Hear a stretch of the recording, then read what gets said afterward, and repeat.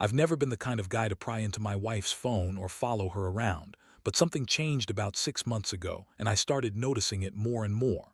Her name, Emily, and we've been married for about 3 years now. At first, everything seemed fine. She was busy with her graduate studies, working nonstop, and I was pulling long hours at work trying to pay for all her school crap. We rarely saw each other, but I figured that was just temporary, part of the grind. We'd catch up when she got home, I'd listen to her vent about her classes, and we'd have sex maybe once a week. Nothing special, but I was happy enough, or so I thought. Then the little things started happening. She became more distant, more defensive when I asked how her day went. She'd snap at me over nothing, like I was bothering her just by existing.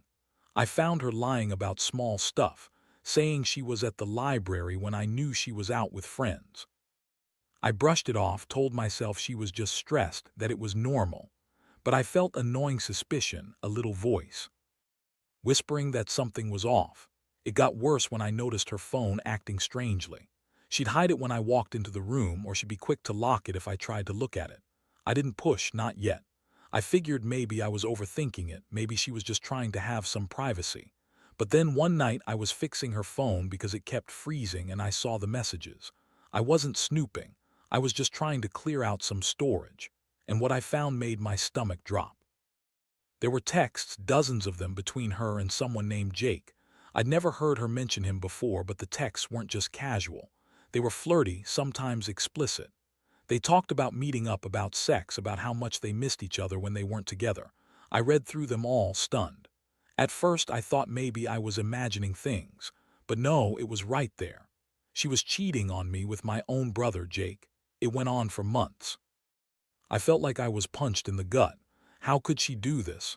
How could she betray me like that, right under my nose? And with my brother, no less. I spent the next few hours sitting on the couch, trembling, trying to process what I had just uncovered. My mind raced, anger, betrayal, heartbreak, all at once. I thought about all the times she told me she loved me, all those nights I worked late so she could go to school, all the moments I thought she was just tired or stressed. Turns out she was lying. She had been lying to my face for months, sneaking around with Jake, probably while I was working overtime trying to build a life for us. I felt so stupid for not seeing it earlier, for not noticing the signs. And the worst part, knowing that she'd been lying so effortlessly, like it was nothing. The next day I confronted her. I couldn't keep it in anymore. I told her I knew about the texts, about her affair. Her reaction was classic Emily. She tried to deny it at first, calling me paranoid, accusing me of spying on her, saying I was crazy. When I showed her the messages on my phone, her face turned red, then white, then she just started screaming. She called me everything: jealous, insecure, clingy. Said I was overreacting, that it was just sex, nothing serious. She told me Jake was just a mistake, that she loved me, and that I was ruining everything over some stupid texts. It was like she was trying to gaslight me, make me doubt what I saw, but I wasn't stupid. I knew the truth. And inside I was furious, feeling like my world was collapsing around me. That moment, standing there, hearing her lie with such ease, was when I realized I'd been played. She'd been lying for months, probably leading a double life. And the worst part, knowing that I'd been working my ass off trying to give her a future, and she was sneaking around behind my back. It felt like a punch in the chest, but it also ignited a fire in me. I was done being the naive husband who turns the other cheek. I wasn't just angry, I was betrayed, humiliated, and heartbroken all at once. I knew I had a decision to make, but right then, all I could do was stare at her and wonder how I let it get this far. After I confronted her, Emily's reaction only made everything worse. She didn't break down in tears or even seem genuinely sorry. Instead, she started throwing around accusations, calling me paranoid, insecure, and possessive. She said I was just jealous because I wasn't satisfying her anymore, that I worked too much, and that I didn't give her enough attention. Honestly, hearing her say that made my blood boil. The woman who's been sneaking around with my own brother, Jake, was accusing me of being insecure. That was rich. She tried to spin it, saying it was just sex, that it didn't mean anything, that Jake was just a rebound or some stupid mistake she made when she was drunk or upset. She looked me straight in the eyes and said she loved me, that she'd never do anything to hurt me intentionally. Yeah, right. The way she said it, it was all lies. I could see the game in her eyes, the way she was trying to manipulate me, but I wasn't buying it. I told her I was done, told her I needed some time to think, and I left the room. I needed space to breathe, to process how badly I'd been played. That night was like hell. I just sat there staring at the wall, replaying everything I'd learned. I kept thinking about all those nights I stayed late at work, all those times I thought she was stressed or tired, and in the back of my mind I wondered if she was with Jake then too. I couldn't sleep, couldn't eat. All I felt was this deep, gnawing ache, the kind that makes your stomach churn and your head buzz. I kept asking myself how I missed the signs, how I could have been so blind. How long had she been lying? How many nights had she been sneaking into our basement gym, meeting Jake there? The basement, our home gym, was supposed to be a place for us to work out together, to relax. Instead, it became their secret rendezvous spot. I found out later that Emily had been sneaking off there late at night, sometimes even when I was working overtime. She told me she was at the library or studying, but she was really with Jake, messing around, kissing, probably having sex. I found texts where she told him she loved him, how much she missed him during the day, how she couldn't wait to see him again after her classes. It was disgusting. I kept thinking about how I'd been trying to support her, trying to give her everything, and she was lying to my face. In the days that followed, I started noticing more. Small things. The way she'd avoid eye contact, how she'd quickly hide her phone if I looked at her. She became more bitchy, snapping at me over tiny issues, calling me insecure when I asked about her whereabouts. She'd tell me I was overreacting, that I was jealous and crazy for even suspecting her. But I knew better. I knew what I saw, what I read. She was a master at lying, just like I knew she'd try to sweep this all under the rug and pretend nothing was wrong. What really hit me hard was the sheer audacity of her lies. She'd come home, act like everything was fine, even more loving than before, like she was trying to cover her tracks. I caught her last week trying to hide her phone again, and I snapped. I demanded to see her messages, her call logs, all of it. She fought me, called me controlling, and finally she just lost her temper. That's when I saw her true colors. She called me a psycho, told me I was just insecure because I didn't know how to keep her happy and that I was suffocating her. The thing is, she's right about one thing. She was suffocating the marriage with her lies and betrayal. I wasn't sure what to do at that point. Part of me wanted to just pack my bags and leave. Part of me wanted to confront Jake, ask him what the hell he thought he was doing with my wife. But I knew that, right then, I was just in a fog trying to process everything. I felt betrayed, embarrassed, angry, and crushed all at once. I kept replaying our good days, wondering where it all went wrong. I kept thinking about the times I told her she was beautiful, that I loved her, that I'd do anything for her. And here she was, sneaking around, fucking my brother in the basement gym of our own house. This whole experience has shaken me to my core. She's a different person now, and I don't recognize the woman I married. The trust is shattered, and I don't know if I can ever get it back. But what's worse is the feeling of betrayal by someone I loved so much, someone I thought knew me better than anyone. It's like I've lost my wife but also my brother, and I don't know how to move past it. All I know is I'll never forget what I saw, and I definitely won't forget how betrayed I feel. After the initial shock wore off, I started to realize just how much damage had been done. The betrayal wasn't just about the affair itself. It was about the lie, the deception, the way Emily had managed to keep this secret from me for months while I was working my ass off, trying to give her the life she supposedly wanted.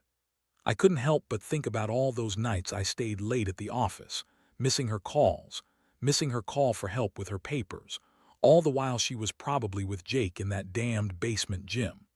It all felt like a sick, twisted nightmare that I couldn't wake up from. I knew I had to decide what to do next, but honestly I was at a loss. I couldn't stay in the same house after discovering all this. The thought of seeing her, pretending everything was normal, was unbearable. But I also knew that walking away immediately would be giving her the satisfaction she probably wanted. So I did what any rational guy in my position would do. I started planning my revenge.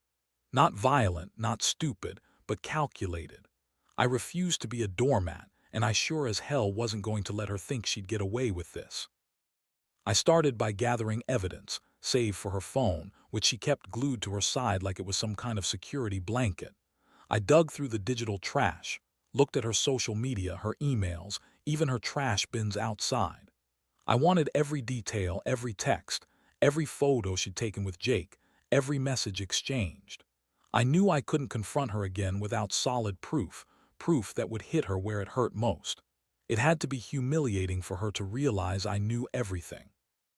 Next, I contacted a private investigator I'd heard of, someone discreet, who could dig into her activities without raising suspicion. I didn't want to tip her off, but I needed to know if she'd been sneaking around outside Jake too. It turned out she'd been having secret meetups at places I never even suspected, sometimes in hotels, sometimes in other people's houses. All that time she told me she was overworked, stressed, or just friends with Jake. I couldn't believe how far she'd gone to lie to keep this affair alive. It was like she was a different person altogether. Meanwhile, I started to plan my personal revenge. I wasn't going to destroy her, but I needed her to understand what she'd done to me. I decided to confront her again, but this time with everything on the table. I wanted her to see I wasn't the naive fool she thought I was. I moved out of the house, got a small apartment nearby, and kept everything in order. I wanted her to realize I could be just as cold and calculating as she was. I started messaging her, but only to tell her I knew about her other affairs, her lies, her manipulations. I told her I was done playing nice, that she'd crossed a line she couldn't come back from.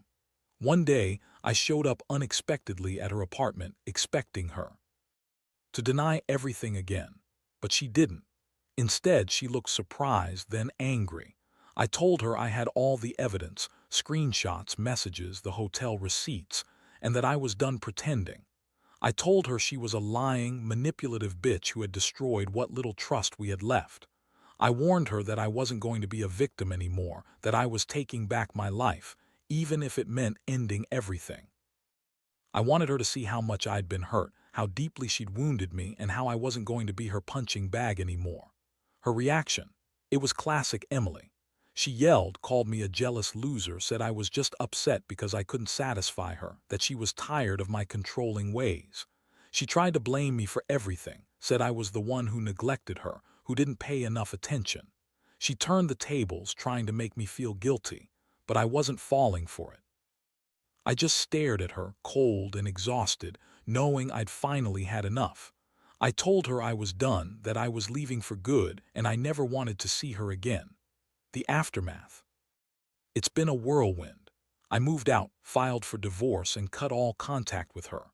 I also told Jake off in a message, making it clear that I knew what he did and that I was not going to let him get away with it either. I lost a lot: my wife, my brother's respect, my peace of mind.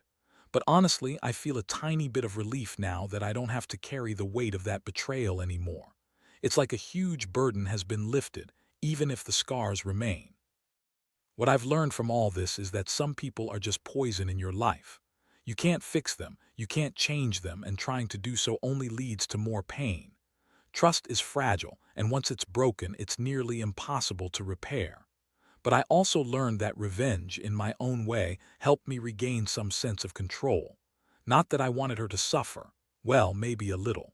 But mostly, I wanted her to know I wasn't going to be her fool anymore. So yeah, if you're in a situation where your partner cheats on you, especially with someone close like your own sibling, don't stay silent. Gather your evidence, stand your ground, and do what you need to do for yourself. You don't have to stay in a toxic, lying relationship. Sometimes, walking away is the only way to get your life back. Living with what I found out about Emily and Jake has been a nightmare I wouldn't wish on anyone. The initial shock, the disbelief, the anger, those feelings morphed into something even darker over time, a numbness that's hard to describe. I still see their faces in my mind when I close my eyes, especially that moment when I confronted her the second time, and she finally let her mask slip just a little. I moved out, like I said I would, and set up that small apartment nearby. It was a small, cramped place, but it had one thing I needed: distance. I needed to breathe, to process, to try and put the pieces of my life back together. I tried to focus on work, on my own health, but honestly, my mind kept circling back to her. Her lies, her betrayal, how she'd managed to keep this secret for so long. I kept asking myself how I missed all the signs, how I was so blind to what was happening under my own roof. And then it hit me again, how she lied about everything, particularly about her feelings for Jake. She swore that it was just sex, just a mistake she made when she was drunk or upset. But deep down, I knew better. I found her texts, her messages, her plans to meet him. It wasn't just physical, it was emotional. She loved him, that was clear. She'd fallen for him, or maybe she'd been in love with him all along and she was just trying to hide it from me. Or maybe she didn't care at all, maybe she just wanted to have her cake and eat it too. Either way, it was over for us. I spent days just thinking about the pain, that gut-wrenching feeling of betrayal that never really goes away. I'd been so invested in her, in our life together. I thought I knew her, or at least I thought I did. But I was wrong.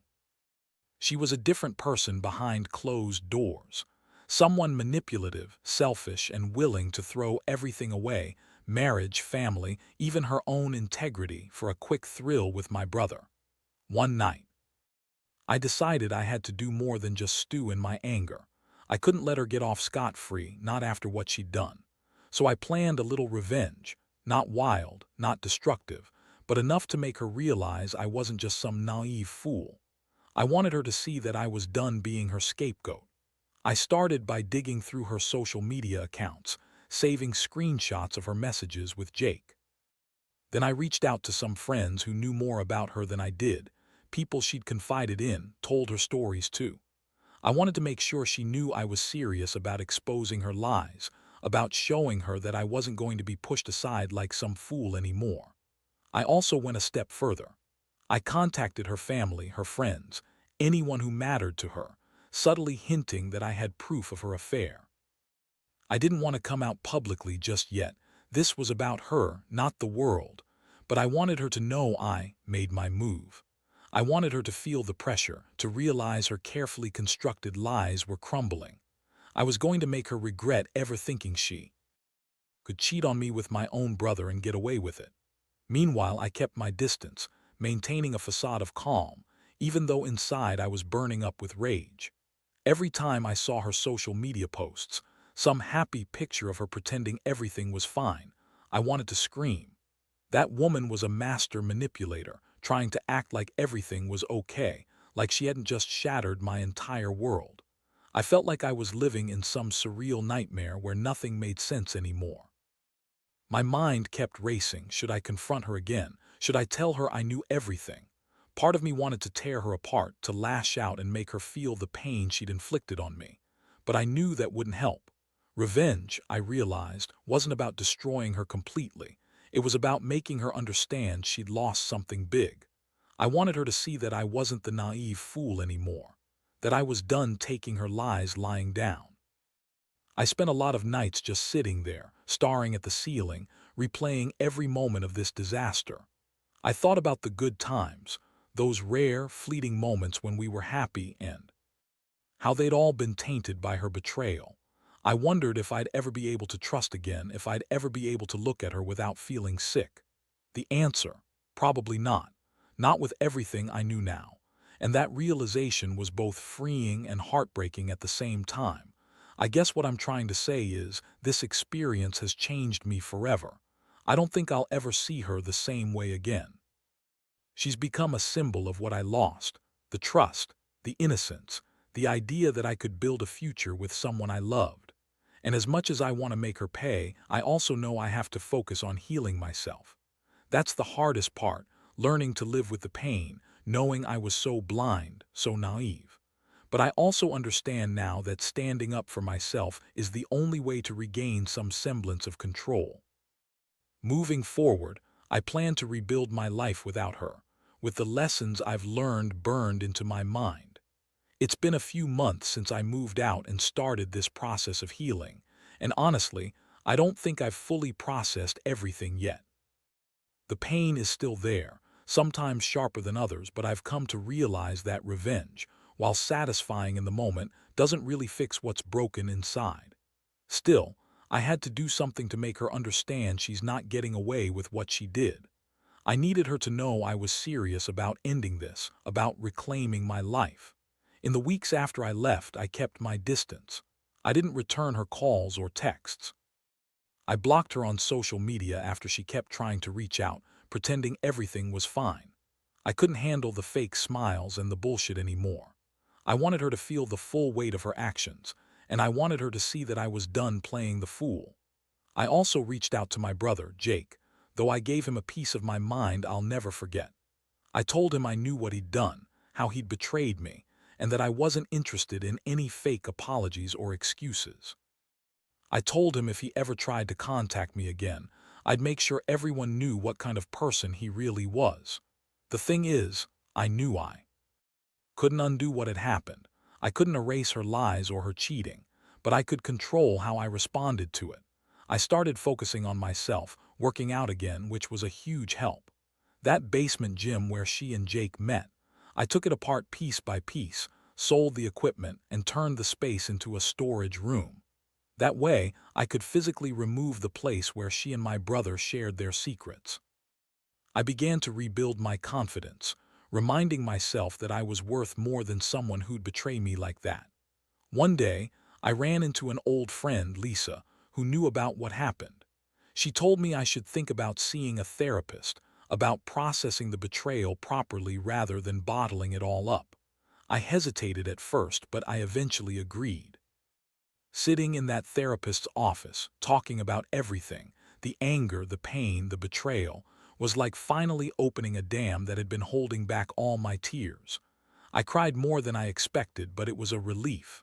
For the first time in months, I felt a little lighter, a little more in control. Slowly, I started to regain some sense of normalcy. I went out more, saw friends, even started dating casually again. I wasn't ready for anything serious, but it felt good to reconnect with the world beyond that mess. I still think about Emily sometimes, how she lied, how she betrayed me, how she used Jake and then threw me aside like I was nothing. But I also remind myself that I deserve better, that I have value, that I don't have to tolerate being lied to and cheated on. I've learned that revenge only goes so far. It might soothe your anger temporarily, but it doesn't heal the wounds inside. The real healing comes from accepting what happened, learning from it, and moving forward. I don't wish her harm. I just want to be free of her poison, of her lies. I want to rebuild my life on my own terms. That's what I'm doing now. Day by day, step by step. It's not easy and I still have bad days, but I know I'll be okay. I have to be for myself. What I wish I could tell anyone in my position is this: don't be afraid to face the truth, no matter how ugly it is. Gather your evidence. If you need to, confront the betrayal head-on, but don't let it define you. You're stronger than someone's lies, and you're worthy of someone who truly values you. I'm still healing, still figuring out what's next, but I do know this: life goes on. And someday I'll look back at this chapter not with anger or regret, but with the understanding that I survived and I learned how to stand up for myself. Now, sitting here reflecting on everything, I realize how much this mess has changed me. I used to be trusting, maybe a little naive, but I thought love and honesty were the foundation of a good marriage. Turns out, I was wrong. Emily showed me what real betrayal looks like, and it's something I hope no one else has to go through. It's a brutal lesson in recognizing red flags early, in trusting your instincts, and in valuing yourself enough not to accept lies and deception. I learned that revenge isn't about hurting others. It's about reclaiming your dignity and putting yourself first. I didn't want to ruin her life, just make her see that her actions have consequences, that I wasn't going to be a doormat anymore. Honestly, I think that's what hurt her the most, knowing I finally stood up and took control, that I finally saw through her lies and refused to be played any longer. It's liberating in a weird way to realize that I don't need her approval or her lies to define me. I also learned it's okay to feel broken for a while. You don't have to be strong all the time. Cry, scream, get mad. Do whatever you need to do to process the pain, because if you suppress it, it festers. If you hide it, it eats away at your soul. I had to confront those feelings head on, look at them in the mirror, and accept that I was hurt. But I also had to remind myself that I'm better than the betrayal I endured, that I still have worth, that I still have a future, even if it looks different now. Most importantly, I've come to understand that true healing comes from within. Forgiveness. Maybe someday. But for now, I'm just focusing on moving forward. Rebuilding my life without her, finding new meaning, and maybe, someday, trusting again. Not blindly, but cautiously. Because trust, once broken, isn't easily repaired. But it can be replaced by self-worth, by lessons learned, by stronger boundaries. So to anyone who might be reading this and going through something similar, know this: you're not alone. It hurts now and it might hurt for a long time, but you're resilient. You're stronger than you think. Don't let betrayal define you. Take back your power, do what's best for you, and never settle for less than honesty and loyalty. Because in the end, that's what we all deserve. And if you're reading this, I hope you find your way back to happiness, because I believe you will, just like I did.